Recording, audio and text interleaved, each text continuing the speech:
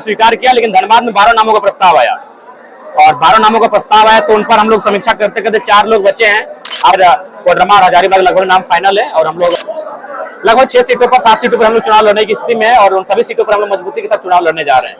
तो हम लोग लोकसभा प्रत्याशी, चूंकि धनबाद से आंदोलन का स्टार्ट हुआ, धनबाद बोकारो दामोदर नदी, तो हमने सोचा था वहीं से, हमने वचन भी दिया था कि प्रत्याशी की घोषणा यहीं से होगी।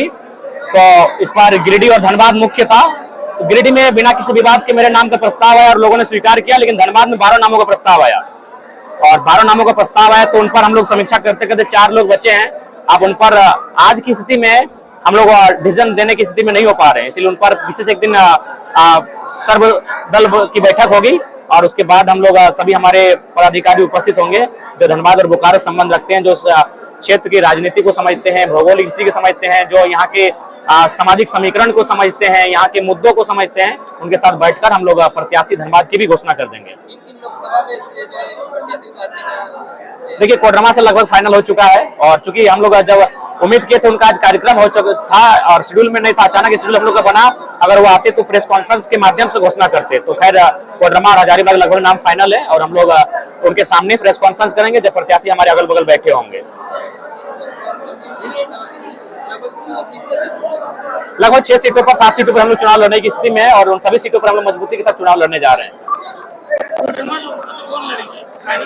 देखिए, लगभग मनोज जो है उनके नाम की शुमारी बन चुकी है, लेकिन अंतिम मोहर अभी बाकी है और उम्मीद है हजारीबाग से संजय जी की लगभग स्थिति सामने आ चुकी है, उनकी लड़ने की स्थिति भी जब वो दोनों सामने रहेंगे उनकी उपस्थिति में ही प्रेस कॉन्फ्रेंस के माध्यम से घोषणा कर दी जाएगी। देखिए, धनबाद अभी कंफर्म नहीं हो पाया क्योंकि 12 लोगों का नाम आया। धनबाद से लोग मेरे नाम का ही प्रस्ताव ले रहे थे, तो 2 जगह से थोड़ा सा अभी टफ लगता है और हमने कहा कि इन 1-2 दिन में हम लोग सोचेंगे। अगर दोनों जगह हम लोग का सिंबल समान रहा तो दोनों जगह से लड़ने की उम्मीद जताई जा सकती है और नहीं रहा तो फिर हम गिरिडीह के को प्रीफर करेंगे, धनबाद को नेक्स्ट चुनाव के लिए प्रीफर करेंगे। लेकिन हमारी गैरहाजिरी में धनबाद से भी जो प्रत्याशी होंगे उन पर बहुत गहन चिंतन किया जाएगा। धनबाद आसान नहीं है, धनबाद के चुनाव आसान नहीं है, तो इसीलिए केवल बोलने से नहीं होगा। ये मुखिया का चुनाव नहीं है, ना ये कोई सरपंच का चुनाव है, ये सांसद का चुनाव है। तो इसलिए धनबाद का जब हम लोग प्रत्याशी देंगे तो बहुत सोच समझ कर देंगे। हालांकि और 2 दिन समय लगेगा, लेकिन हम लोग निश्चय ही जल्द उस रिजल्ट पर पहुंचेंगे। जो प्रत्याशी नाम दिए थे उनका नाम बता दें। हाँ, नाम बता देना चाहेंगे। नाम है राज पटेल, अर्जुन रजवार, जगन्नाथ रजवार, रिजवान क्रांतिकारी, टेकलाल महतो, उषा महतो, लक्की केटीआर, फरजान खान, मोतीलाल महतो, करण महतो, संजू महतो, परेश महतो, ये नाम आया था।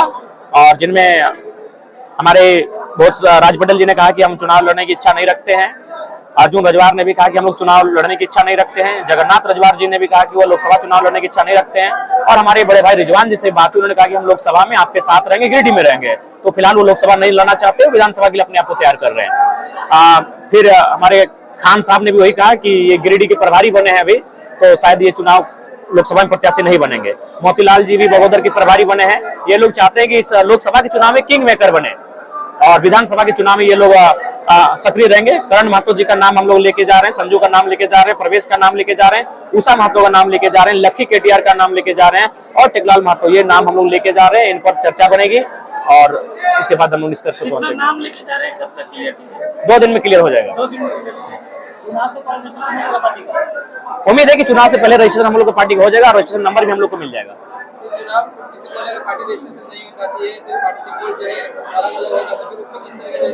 उसमें बहुत टफ होगा, बहुत टफ चुनाव होगा और मेंटली बहुत परेशानी होगी, फिजिकली बहुत परेशानी होगी, लेकिन युवा है, उम्मीद है सिचुएशन को हैंडल कर लेंगे। तैयार है, हम लोग युवा हैं, हर सिचुएशन के लिए, हर एक परिस्थिति के लिए तैयार है। अगर रजिस्ट्रेशन हो जाता है तो आप धनबाद में संभावना है, 25% संभावना है कि दोनों सीटों को प्रेफर करेंगे, क्योंकि भारतीय संविधान में एक व्यक्ति 2 सीटों से चुनाव लड़ सकता है। चुनाव जीतने के बाद पहला काम हमारा ये होगा कि यहाँ का जो जमीन, जो लोग, देखिए सबसे पहला काम है कि इंसान की सबसे बड़ी संपत्ति क्या है। सबसे बड़ी संपत्ति मेरे अनुसार इसका जमीन का टुकड़ा है। आज जिस प्रकार से धनबाद बोकारो में अतिक्रमण बढ़ रहा है, जिस प्रकार कब्जा बढ़ रहा है, जिस प्रकार से बड़ी बड़ी कंपनियां यहाँ लूट रही है, तो सारी चीजों को रोका जाएगा। भूमि अधिग्रहण का जो बिल है उस पर बेहतर चर्चा किया जाएगा ताकि गाँव के व्यक्ति की जमीन सुरक्षित रहे।